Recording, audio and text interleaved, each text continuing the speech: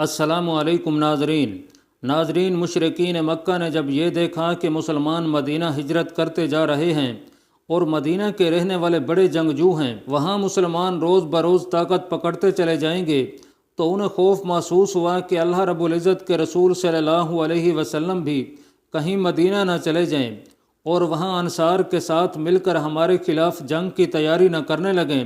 اس لیے وہ سب جمع ہوئے اور سوچنے لگے کہ کیا قدم اٹھائیں۔ ناظرین، یہ قریش دار الندوہ میں جمع ہوئے تھے۔ دار الندوہ ان کے مشورہ کرنے کی جگہ تھی۔ یہ پہلا پختہ مکان تھا جو مکہ شریف میں تعمیر ہوا۔ قریش کے اس مشورے میں شیطان بھی شریک ہوا۔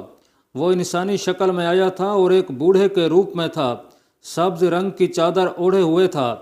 وہ دروازے پر آ کر ٹھہر گیا۔ اسے دیکھ کر لوگوں نے پوچھا کہ آپ کون بزرگ ہیں؟ اس نے کہا کہ میں نجد کا سردار ہوں۔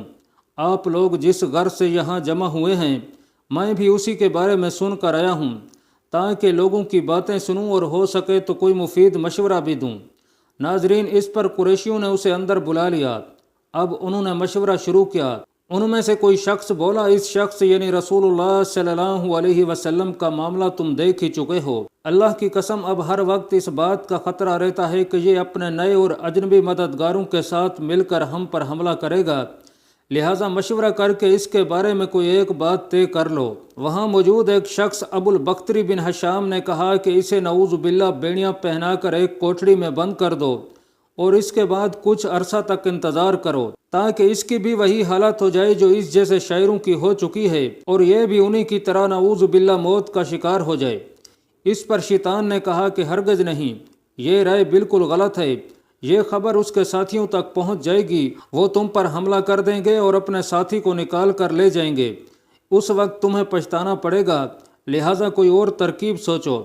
ناظرین، اب ان میں بحث شروع ہو گئی۔ اسود بن ربیعہ نے کہا کہ ہم اسے نعوذ باللہ یہاں سے نکال کر جلا وطن کر دیتے ہیں، پھر یہ ہماری طرف سے کہیں بھی چلا جائے۔ اس پر نجدی یعنی شیطان نے کہا کہ یہ رائے بھی غلط ہے۔ تم دیکھتے نہیں کہ اس کی باتیں کس قدر خوبصورت اور کتنی میٹھی ہیں؟ وہ اپنا کلام سنا کر لوگوں کے دلوں کو موہ لیتا ہے۔ اللہ کی قسم، اگر تم نے اسے جلا وطن کر دیا تو تمہیں امن نہیں ملے گا۔ یہ کہیں بھی جا کر لوگوں کے دلوں کو موہ لے گا، پھر تم پر حملہ آور ہوگا اور تمہاری یہ ساری سرداری چھین لے گا، لہٰذا کوئی اور بات سوچو۔ اس پر ابو جہل نے کہا کہ میری ایک ہی رائے ہے اور اس سے بہتر رائے کوئی نہیں ہو سکتی۔ سب نے کہا کہ وہ کیا ہے؟ ابو جہل نے کہا کہ آپ لوگ ہر خاندان اور ہر قبیلے کا ایک ایک بہادر اور طاقتور نوجوان لیں، ہر ایک کو ایک ایک تلوار دیں، ان سب کو نعوذ باللہ محمد صلی اللہ علیہ وسلم پر حملہ کرنے کے لیے صبح سویرے بھیجیں۔ وہ سب ایک ساتھ اس پر اپنی تلواروں کا ایک بھرپور وار کریں اور اس طرح اسے نعوذ باللہ قتل کر دیں۔ اس سے یہ ہوگا کہ اس کے قتل میں سارے قبیلے شامل ہو جائیں گے، لہٰذا محمد صلی اللہ علیہ وسلم کے خاندان والوں میں اتنی طاقت نہیں ہوگی کہ وہ ان سب سے جنگ کریں، لہٰذا وہ خون بہا یعنی فدیے کی رقم لینے پر آمادہ ہو جائیں گے، وہ ہم انہیں دے دیں گے۔ اس پر شیطان خوش ہو کر بولا کہ ہاں، یہ رائے اعلیٰ ہے، میرے خیال میں اس سے اچھی رائے کوئی اور نہیں ہو سکتی۔ چنانچہ اس رائے کو سب نے منظور کر لیا۔ اللہ رب العزت نے فوراً حضرت جبرائیل علیہ السلام کو حضور اکرم صلی اللہ علیہ وسلم کے پاس بھیجا۔ انہوں نے عرض کیا، آپ صلی اللہ علیہ وسلم روزانہ جس بستر پر سوتے ہیں، آج اس پر نہ سوئیں۔ اس کے بعد انہوں نے مشرکین کی سازش کی خبر دی۔ چنانچہ سورہ انفال کی آیت 30 میں آتا ہے، جس کا ترجمہ ہے، اور اس واقعے کا بھی ذکر کیجئے جب کافر لوگ آپ کی نسبت بری بری تدبیریں سوچ رہے تھے کہ آیا آپ کو قید کر لیں یا قتل کر ڈالیں یا جلا وطن کر دیں، اور وہ اپنی تدبیریں کر رہے تھے اور اللہ اپنی تدبیر کر رہا تھا، اور سب سے مضبوط تدبیر والا اللہ ہے۔ غرض جب رات 1/3 گزر گئی تو مشرکین کا ٹولہ حضور اکرم صلی اللہ علیہ وسلم کے گھر تک پہنچ کر چھپ گیا۔ وہ انتظار کرنے لگا کہ کب وہ سوئیں اور وہ سب یکدم ان پر حملہ کر دیں۔ ناظرین، ان کفار کی تعداد 100 تھی۔ ادھر حضور نبی کریم صلی اللہ علیہ وسلم نے حضرت علی رضی اللہ تعالیٰ عنہ سے ارشاد فرمایا، تم میرے بستر پر سو جاؤ اور میری یمنی چادر اوڑھ لو۔ پھر آپ صلی اللہ علیہ وسلم نے حضرت علی رضی اللہ تعالیٰ عنہ کو تسلی دیتے ہوئے ارشاد فرمایا، تمہارے ساتھ کوئی ناخوشگوار واقعہ پیش نہیں آئے گا۔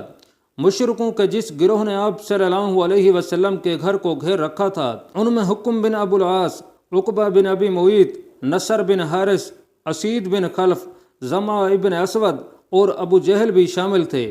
ناظرین، ابو جہل اس وقت دبی آواز میں اپنے ساتھیوں سے کہہ رہا تھا، محمد صلی اللہ علیہ وسلم کہتا ہے اگر تم اس کے دین کو قبول کر لو گے تو تمہیں عرب اور عجم کی بادشاہت مل جائے گی اور مرنے کے بعد تمہیں دوبارہ زندگی عطا کی جائے گی، اور وہاں تمہارے لیے ایسی جنتیں ہوں گی، ایسے باغات ہوں گے جیسے اردن کے باغات ہیں، لیکن اگر تم میری پیروی نہیں کرو گے تو تم سب تباہ ہو جاؤ گے۔ مرنے کے بعد دوبارہ زندہ کیے جاؤ گے تو تمہارے لیے وہاں جہنم کی آگ تیار ہوگی، اس میں تمہیں جلایا جائے گا۔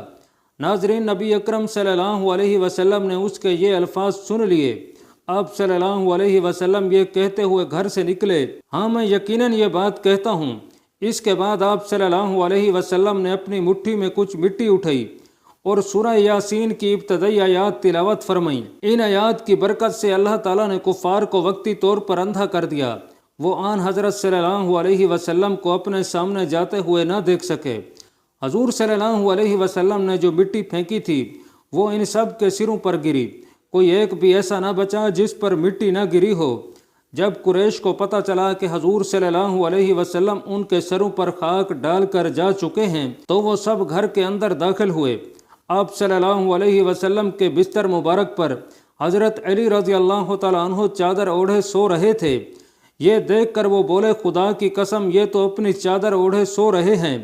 لیکن جب چادر الٹی گئی تو بستر پر حضرت علی رضی اللہ تعالیٰ عنہ نظر آئے۔ مشرکین حیرت زدہ رہ گئے۔